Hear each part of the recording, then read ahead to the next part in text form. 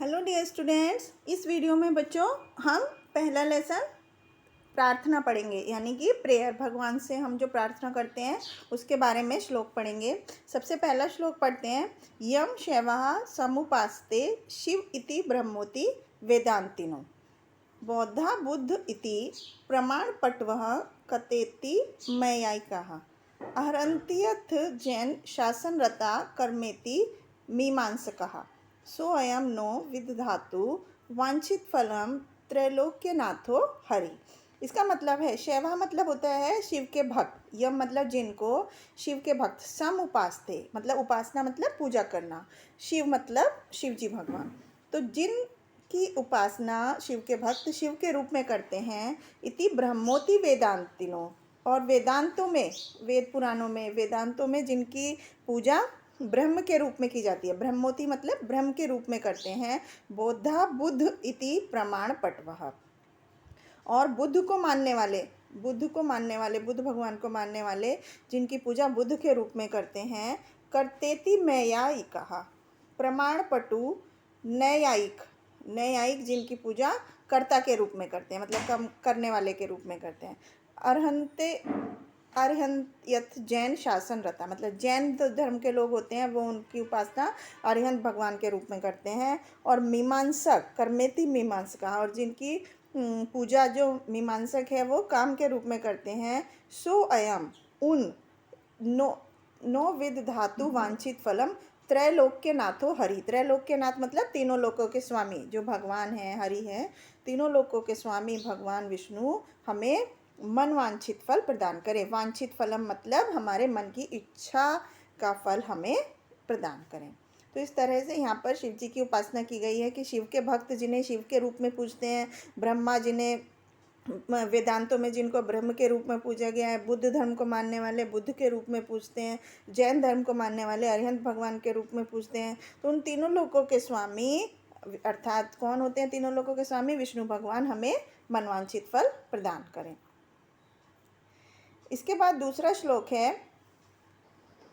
त्वमन्तकः स्थावरजङ्गमना त्वया जगत् प्रणीति देव विश्वम त्वं योगिनां हेतुफले ऋणत्सि त्वं कारणं कारण कारणनाम। मतलब तुम चर अचर, त्वमन्तकः स्थावरजङ्गमानः अर्थात इस संसार के संहारक हो। संहारक मतलब उनको मुक्ति दिलाने वाले। तुम इस संसार के संहारक हो, तुम्हारे द्वारा ही ये संसार प्राण धारण करता है। तो मंत के स्थावर जंग माना त्वया जगत प्राणिति देवे। प्राणिति देवे मतलब तुम लोगों को प्राण देने वाले हो, जीवन देने वाले हो, अर्थात जीवित रहता है। लोग तुम्हारी वजह से ही, इस दुनिया में जितने लोग हैं तुम्हारी वजह से ही जीवित रहते हैं और तुम्हारी वजह से ही मृत्यु प्राप्त करते हैं। तुम योगिनाम हेतु फले ऋणत्सि, तुम उन लोगों को उनके काम के फल के अनुसार काम के फल देने वाले हो, अर्थात तुम योगियों के कर्म फल के निवारक हो, योगियों के काम के फल को उनको देते हो। एंड त्वम कारणम कारण कारणानाम, तुम इस संसार के कारणों के भी कारण हो, मतलब जो चीज़ होती है किसी कारण से होती है तो तुम ही वो कारण को बनाने वाले भी हो। वायुर्य मो अग्नि वरुण शशांकः प्रजापतिस्त्वं प्रपितामहश्च नमो नमस्तेस्तु सहस्रकृत्वः पुनश्च भूयो अपि नमो नमस्ते। यहाँ पर भगवान को नमस्कार किया गया है। मतलब तुम वायु और यमो अग्नि वरुण, मतलब तुम वायु यम अग्नि और वरुण और चंद्र हो। शशांक मतलब चंद्र। तुम प्रजाओं के स्वामी, प्रजापति मतलब जो प्रजाओं के स्वामी अर्थात प्रजापति या प्रपितामहश्च। प्रपितामह मतलब ब्रह्मा, ब्रह्मा पितामह किसको बोलते हैं? ब्रह्मा को। तुम ही मतलब यहाँ पर भगवान को बोला गया है कि तुम वायु यम अग्नि वरुण और चांद हो, और तुम ही प्रजाओं के स्वामी अर्थात प्रजापति और पितामह यानी कि ब्रह्म हो। मैं तुम्हें हजारों बार प्रणाम करता हूँ। नमो नमस्ते अस्तु सहस्त्रकृत्व, सहस्त्र मतलब 100 बार, मैं तुम्हें हजारों बार प्रणाम करता हूँ। पुनश्च भूयो अपि नमो नमस्ते, और पुनः पुनः प्रणाम करता हूँ। पुनः पुनः मतलब बारंबार तुम्हें प्रणाम करता हूँ। अब हम चौथा श्लोक पढ़ते हैं। त्वमादिदेवः पुरुषः पुराणः त्वमस्य विश्वस्य परम निधानम वेत्तासि वेद्य च परम च धाम त्वया ततम विश्वमनंत रूपम। अर्थात हे विराट पुरुष, मतलब बड़े महान पुरुष, तुम सर्वप्रथम सबसे पहले पूजे जाने वाले आदि देव हो। त्वमादि देव, आदि देव मतलब सबसे पहले पूजे जाने वाले देव हो। पुराण त्वमस्य, पुरातन पुरुष हो। विश्वस्य परम निधानम, तुम इस संसार के सबसे बड़े आश्रय हो।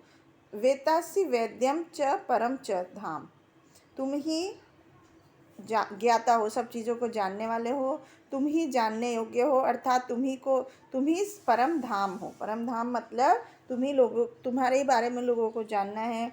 हे अनंत रूप, तुम्हारे द्वारा यह समस्त संसार व्याप्त है, मतलब तुम हर जगह पर विद्यमान हो।